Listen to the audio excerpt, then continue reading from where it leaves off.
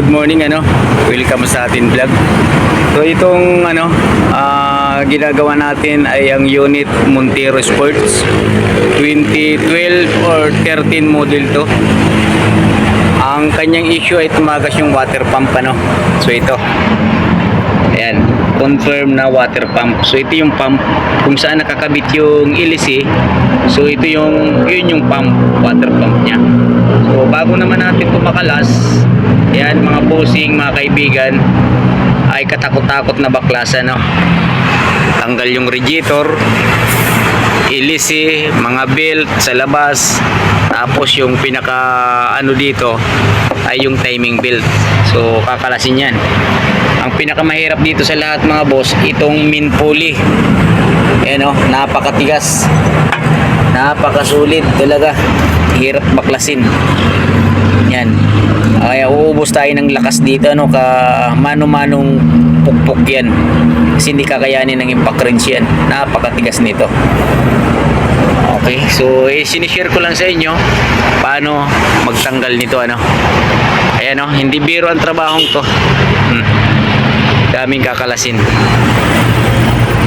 kita nyo naman. So ito yung tumutulo, ayan, ayan, lakas. So ito yung pump.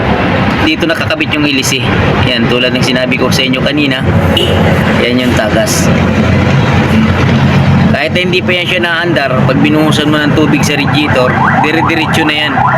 Sa tagal naman kasi, hindi natin masabi kung kailan bibigay yung water pump ni Montero, So hindi natin alam niyan kung kailan siya bibigay. Basta sa tagal, doon na lang natin, tutulo na lang siya sa tagal. So doon na mapapalitan talaga. Pero kung gusto mo naman, every 5 years, wala pang tulo, palitan mo na. Pero sayang naman kasi mahal. Tapos hindi biro ang trabaho, Kaya karamihan hinihintay yung, pagtagas niyan.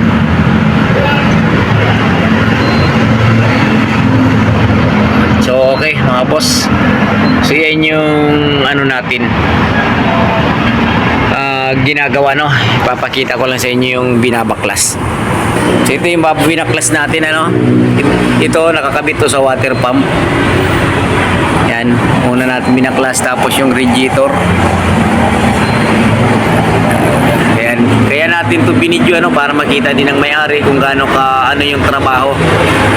So malayo to sa ginawa natin dati, yan, malayo yan. So hindi natin alam kung kailan niya bibigay yung water pump, yan yung mga binaklas natin. Dami. Radiator na po, full down, diba? Grabe. So ayan, si Montero.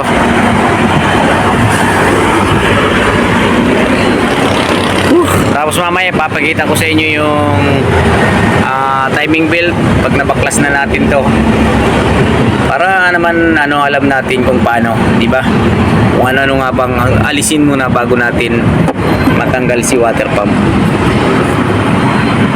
Grabe, sa tagal naman kasi nito, lakas ang tulo. Yan, dito galing yan sa ilalim. Okay mga boss, mamaya update na lang tayo, pag nabaklasan natin tong main pulley. So papaluin muna natin to ng katakot-takot ng bunggang-bungga, bago matanggal tong tornilyo, para malis na natin lahat ng cover. Few moments later. Yan, tanggalin na natin yung takip ng timing belt.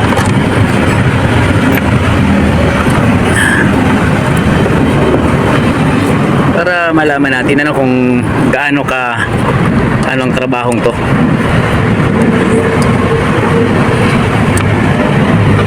Masalimuot. Meron pa. Yun. Lubog na lubog,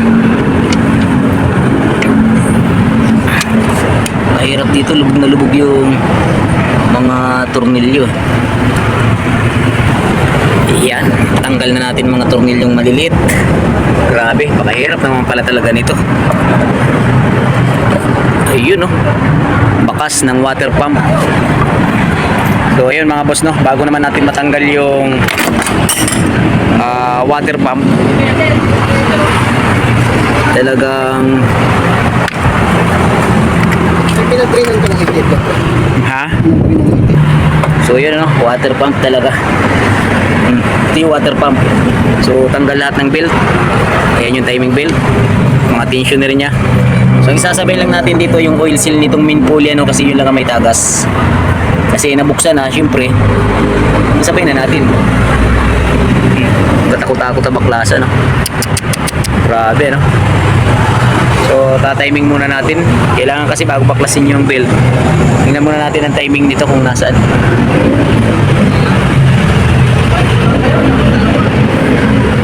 Timing mark. So okay mga boss, timing muna natin.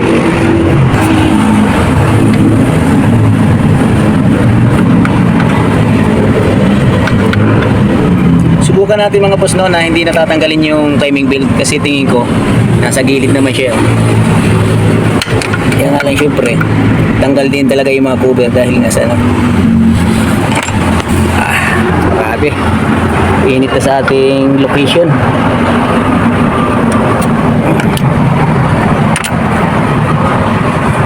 Dami lang talagang kakalasin.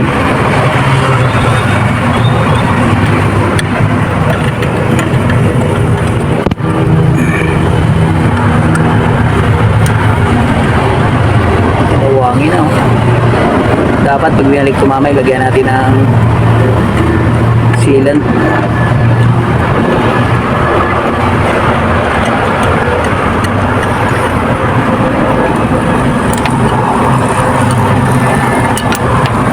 Gumalaw na, ano? Ayos. Ito lang na bracket. Haba.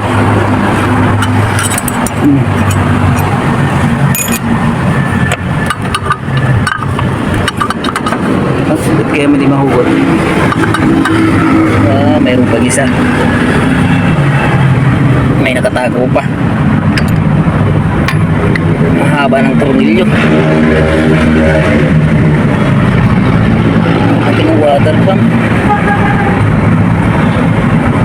Tingin ko kasi tatanggalin ng steering nito. Ayan. Tanggal talaga yung steering pump. Bracket.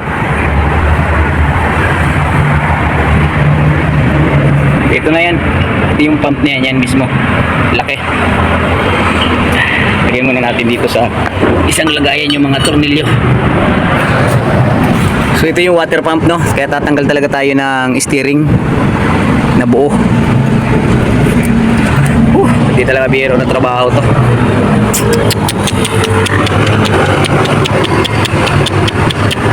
Talaga naman, oh, laki pala nito. Water pump ni Montero.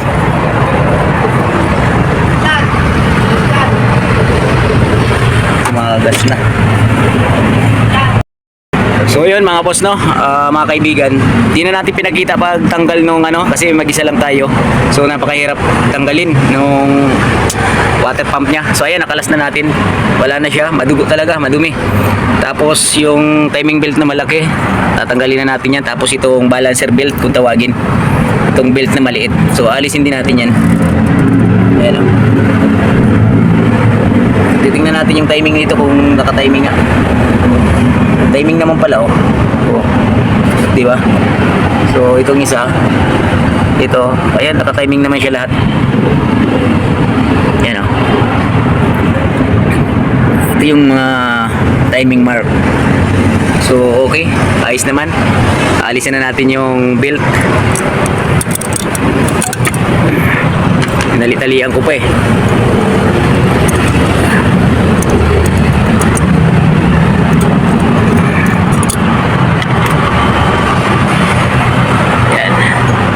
Timing belt pwede pa, malaki. Yung mga idler bearing ayos pa naman. So itong kakalasin natin kasi papalit tayo ng fully ng ano,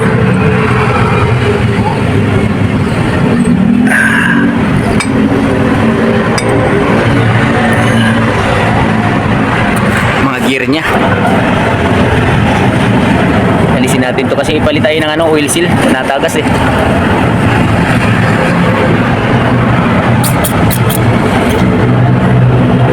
Isa, dalawa, tatlong oil seal, isasabay na natin yan kasi para mawala na yung tagas dito sa makina. Okay mga boss, so mamaya na lang, no? Hindi tayo uli. Ito yung timing mark, camshaft, injection pump, ito. Tapos yung sa dito,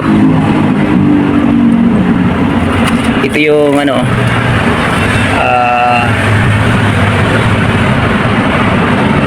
kanyang main pulley. Tama nga. So nakaganon siya.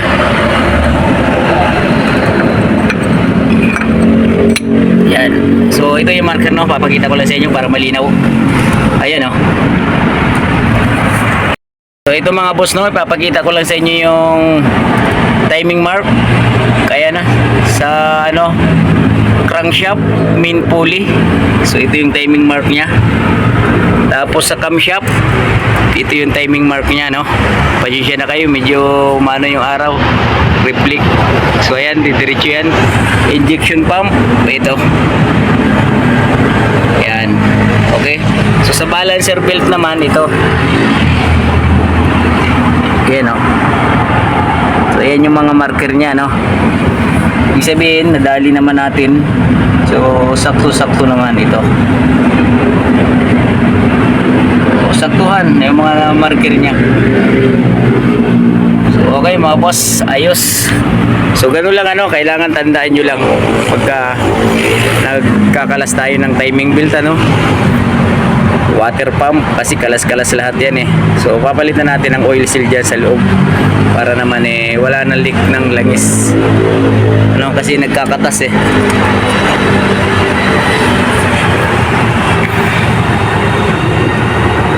Okay, so mamaya update na lang tayo.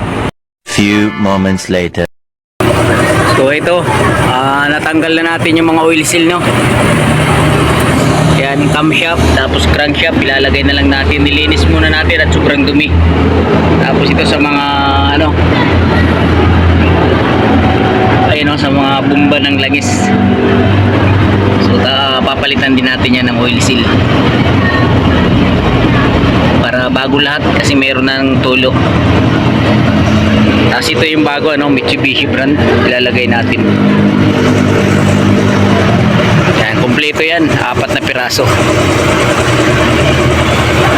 So unahin muna natin to sa taas, no. Ayan, unahin muna natin to. At mamaya pa ito tatapos.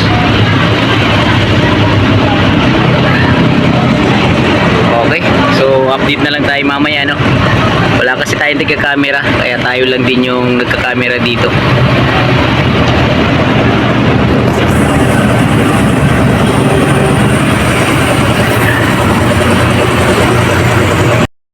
So ito na yung mga oil seal lahat, ilagay na natin, camshaft, tapos dito sa mga bomba ng langis.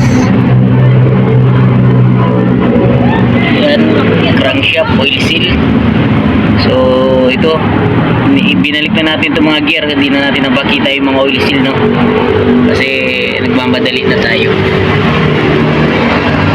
So ikakabit na natin pinaka-cover dito.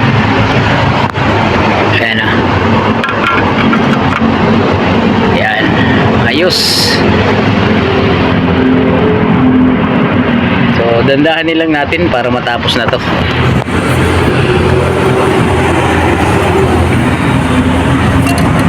Tapos yan.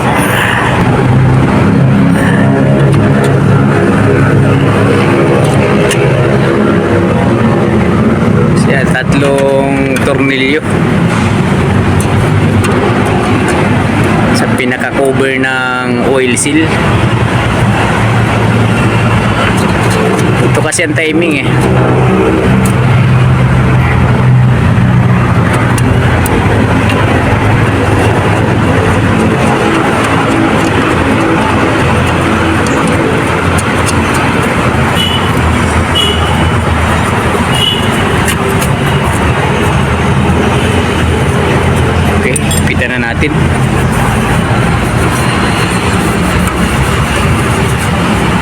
Hindi biro na trabaho.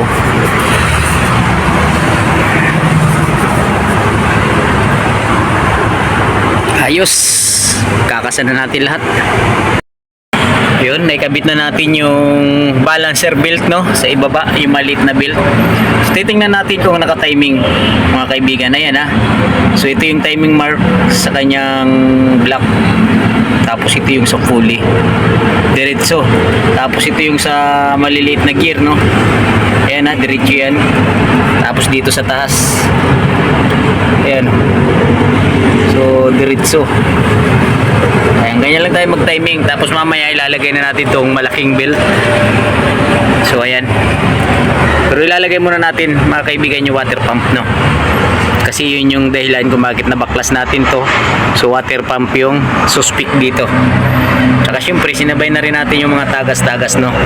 Para isang gawaan lang. Para hindi paulit-ulit ng baklasan kasi napakahirap baklasin ito. Lalo na pag ganito yung sasakyan. O, di ba? Malinis. O, ayos na, oh. Ilagay na natin yung balancer belt. Ito lang naman ang mahirap dyan, eh. Siyempre sa malaki, mahirap din nilagay, pero kayang-kaya natin yan. Okay? So, update na lang tayo mamaya. Few moments later. Suki. So, ayun guys, no? Nailagay na natin yung water pump. Ayun, dumating kasi yung ating chief mechanic. Yung ating hinihintay, kaya naisalpak na kagad. Siya na kasi magano yan, eh. Timing ng maayos. Baka mamaya sumala tayo, nako, delikado. Isa dito. Yung mamaya pa yan, pre, kasi may bracket pa yan dyan, eh. Tapos yung dito, ito,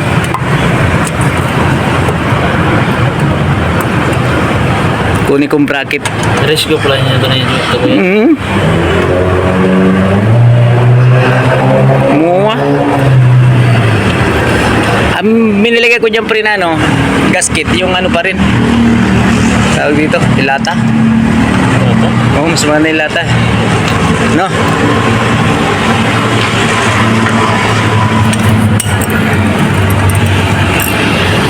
Eh, kung hindi lang niya ito gamit, eh.